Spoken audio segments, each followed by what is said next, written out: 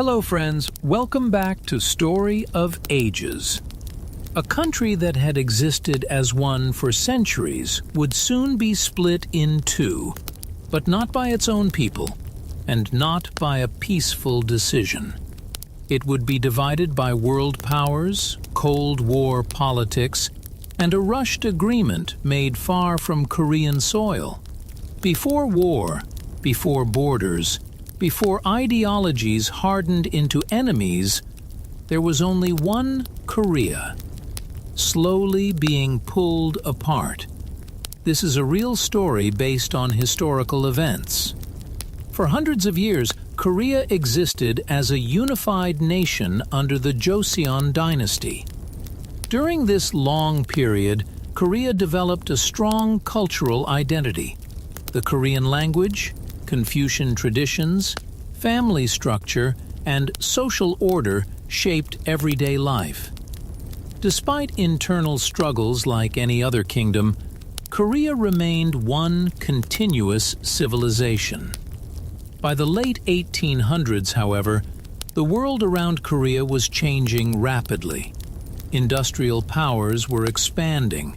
Empires were competing for land, influence, and resources. Korea's geographic position made it extremely vulnerable, located between China, Russia, and a rapidly modernizing Japan. At this time, Korea tried to maintain independence, but its political system was weakening. Foreign influence slowly increased, especially from Japan. After Japan's victory in the Russo-Japanese War, 1904 to 1905, Korea was forced into agreements that reduced its sovereignty.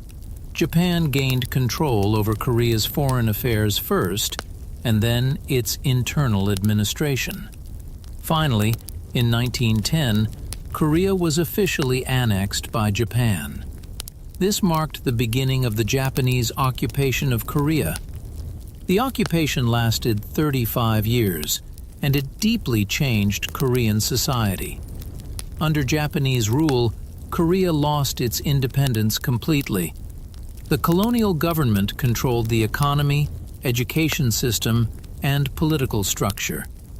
Korean language education was restricted in many schools, and Japanese became the official language of administration. Many Koreans were forced to adopt Japanese-style names under pressure from colonial policies. Korean cultural expression was limited, and historical narratives were rewritten to support Japanese imperial ideology. As World War II intensified in the 1930s and early 1940s, conditions became even harsher. Many Koreans were forced into labor to support Japan's war industry. Others were conscripted into the military. Civilians suffered from shortages, strict control, and forced mobilization. Despite this, resistance never fully disappeared. Underground independence movements operated inside Korea, while others worked from exile in China, Russia, and the United States. These groups kept the idea of a free Korea alive, even under extreme danger. By 1945, the global war was reaching its final stage. Japan's empire was collapsing. In August 1945, the United States dropped atomic bombs on Hiroshima and Nagasaki. Shortly after, Japan announced its unconditional surrender. This moment ended Japanese colonial rule in Korea. After 35 years of occupation, Korea was finally free. But freedom came with uncertainty. There was no unified Korean government ready to immediately take control of the entire peninsula. At the same time, global powers were already positioned in nearby regions. The United States and the Soviet Union, former allies in World War II, now viewed each other with deep suspicion. This marked the beginning of the Cold War era. Korea became one of the first places where this global tension would directly appear. In August 1945, U.S. military planners made a rapid decision. To prevent Soviet forces from occupying the entire Korean peninsula, American officials proposed dividing Korea along the 38th parallel. This line was chosen quickly, based mainly on geographic convenience and military timing. It was not negotiated with Korean representatives. It was not intended as a permanent border. The agreement meant the northern region would be administered by the Soviet Union. The southern region would be administered by the United States. At first, this was described as a temporary arrangement designed to manage Japanese surrender forces until a unified Korean government could be formed. However, reality began to change faster than expectations. In the north, Soviet-backed authorities began reorganizing political structures. Local Korean communists, supported by Soviet influence, gained power. One of the key figures who emerged during this period was Kim Il-sung. He had previously fought against Japanese forces and was supported by Soviet authorities as a leader capable of establishing a new government. In the South, the United States supported the creation of a separate administration. Political structures were formed under American supervision, preparing for a different ideological system. In this environment, Syngman Rhee became a central political figure in the South. He strongly opposed communism and pushed for an independent Southern government. Initially, many Koreans believed that these arrangements were temporary. Families living near the 38th parallel expected that travel restrictions would be removed soon. People still hoped for reunification under a single government, but the situation was changing. Between 1945 and 1948, negotiations for a unified Korean government repeatedly failed. The United States and the Soviet Union could not agree on how Korea should be governed. These disagreements reflected larger global tensions that were becoming more intense each year. As cooperation collapsed, two separate political systems began to solidify. By 1948, this process became official. Two separate governments were established. In the north, the Democratic People's Republic of Korea. In the south, the Republic of Korea. This marked the first official political division of Korea in modern history. What began as a temporary military boundary was now turning into a permanent separation. The consequences were immediate and deeply personal. Families that had lived for generations in the same country were suddenly separated by a controlled border. Communication became limited. Travel became restricted. People who had once lived under one flag now found themselves under completely different political systems. Many still believed reunification would eventually happen, but military forces on both sides were growing stronger. Political tension was increasing. Ideological conflict was deepening, and slowly, the 38th parallel stopped being just a line on a map. It became a dividing line between two worlds. By the end of 1948, Korea was no longer one nation in practice. It had become two separate states with opposing governments, rising military tensions, and unresolved historical wounds. And beneath the surface of political change, a much larger conflict was approaching, one that would turn this division into war. By 1948, Korea was no longer functioning as one country. Two separate governments had formed on the same peninsula, each claiming to represent the entire Korean nation. In the north, a communist system developed under Soviet influence with Kim Il-sung as its central leader. In the south, An anti-communist government supported by the United States was established under Syngman Rhee. Although both governments were created after World War II with the idea that Korea might eventually reunify, reality moved in the opposite direction. The ideological gap between North and South grew deeper every year.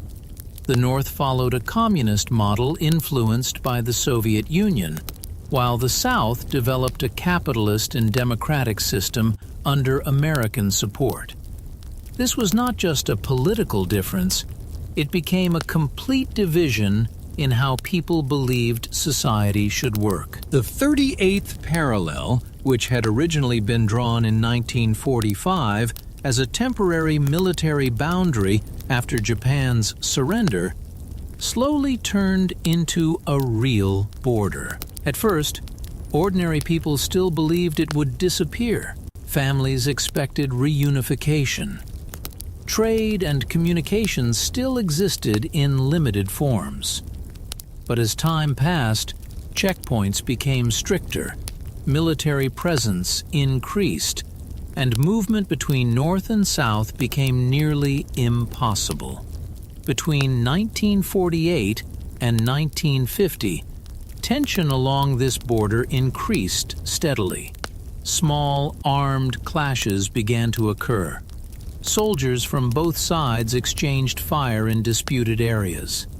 Patrols sometimes crossed the line, leading to sudden skirmishes. These were not full-scale wars yet, but they created constant instability. People living near the border experienced fear in daily life. Farms were abandoned, and villages near the dividing line became dangerous places to live. At the same time, the global political situation made everything worse. The United States and the Soviet Union, former allies in World War II, had entered a period of deep rivalry known as the Cold War. Korea became one of the first regions where this global tension became real on the ground. Each superpower supported its own side, but neither wanted direct war with the other. Instead, Korea became a place where indirect conflict could grow. During this period, both foreign powers began reducing their direct military presence. The United States withdrew most of its combat troops from South Korea by 1949, leaving behind advisors and limited support. The Soviet Union also reduced visible troop deployment in the north, but continued providing weapons, training, and political guidance. This withdrawal created a dangerous situation. Both Korean governments now had more independence, but also fewer external controls preventing escalation. In the north, military strength grew quickly. With Soviet equipment and training, North Korea developed a well-organized army. Leadership believed that the South was politically unstable and could collapse quickly under pressure. In the South, the military was weaker and less prepared, although it was supported by American aid. The imbalance between the two sides became more noticeable as time passed. By 1950, North Korean leadership under Kim Il-sung became convinced that unification through military action was possible. The idea was that a rapid invasion could capture Seoul quickly and cause the South Korean government to collapse before international forces could respond effectively. This plan relied heavily on speed and surprise. Soviet approval was gradually obtained, and support from newly communist China also influenced the regional balance. On June 25, 1950, this plan was put into action.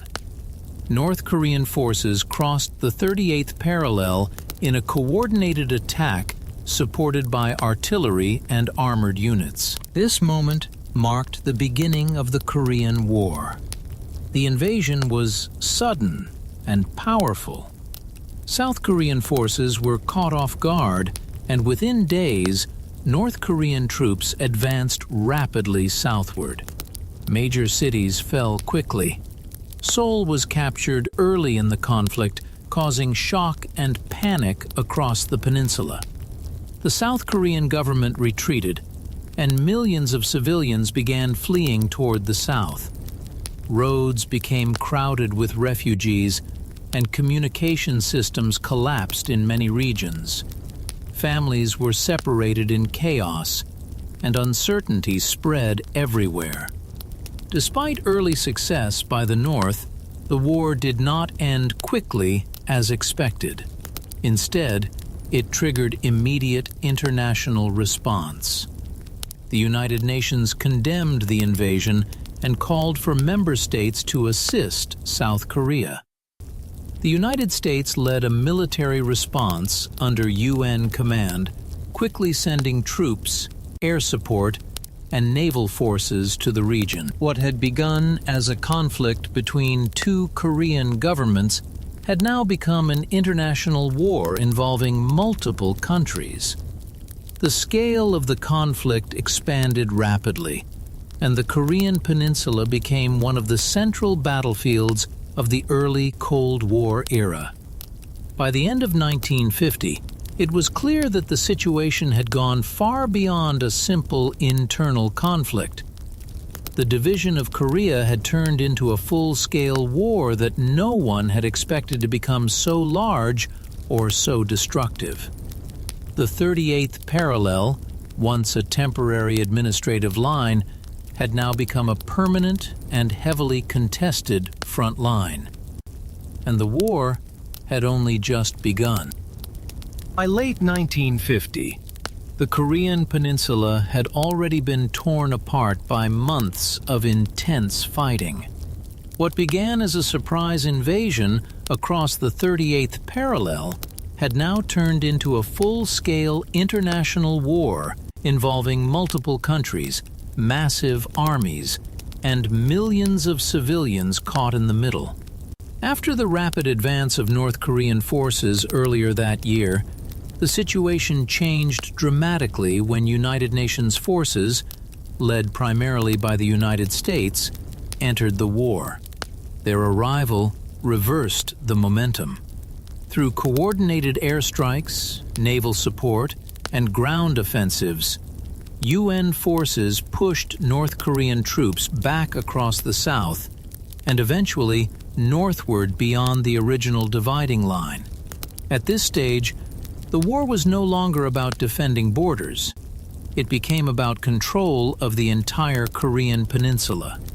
One of the most critical turning points came with the landing at Incheon in September 1950. This military operation, led by UN forces under American command, struck behind North Korean lines and completely disrupted their advance. The operation was highly risky due to strong tides, narrow landing conditions, and enemy expectations. But it succeeded. After Incheon, UN and South Korean forces recaptured Seoul. North Korean forces were forced into a rapid retreat. The war, which had once seemed like a quick northern victory, suddenly shifted direction. At this moment, the conflict could have ended with Korea reunified under a single system aligned with the South. However, the situation became even more complicated. As UN forces advanced toward the northern border, a new power entered the war: China. The newly established People's Republic of China, led by Mao Zedong, feared that UN forces might reach the Chinese border. In late 1950, China sent large numbers of troops into Korea under the name Chinese People's Volunteers. This intervention changed the entire balance of the war again. Suddenly, UN forces were pushed back south. Seoul changed hands multiple times during the conflict. The front lines shifted repeatedly across the peninsula. Cities were destroyed and rebuilt under constant attack.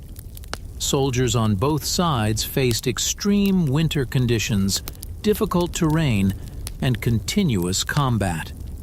The war turned into a grinding stalemate. Between 1951 and 1953, neither side could achieve a decisive victory. The fighting continued along a relatively stable front near the 38th parallel, even though the exact line had shifted during the war.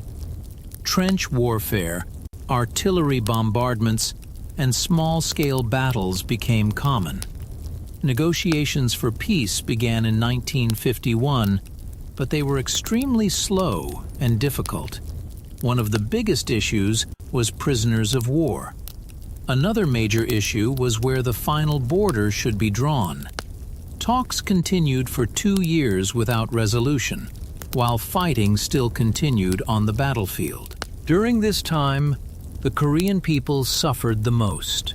Entire cities were reduced to ruins. Infrastructure collapsed. Millions of civilians were displaced.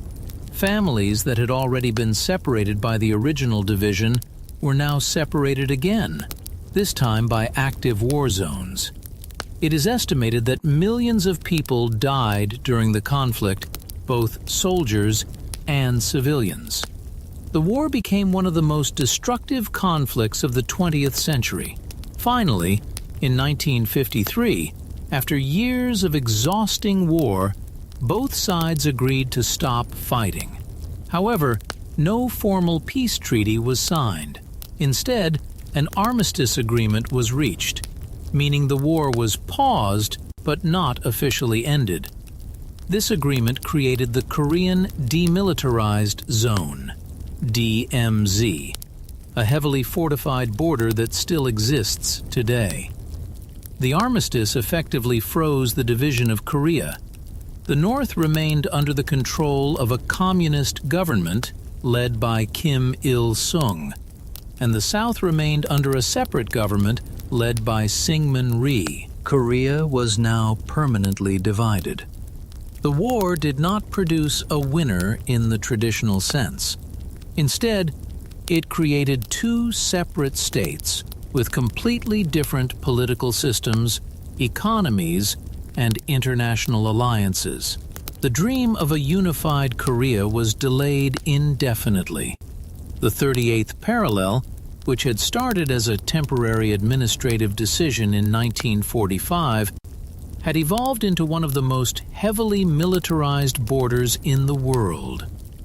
And although the guns finally fell silent in 1953, the consequences of the war did not end. They shaped generations. They shaped identities. And they created 2 Koreas that continue to exist separately to this day.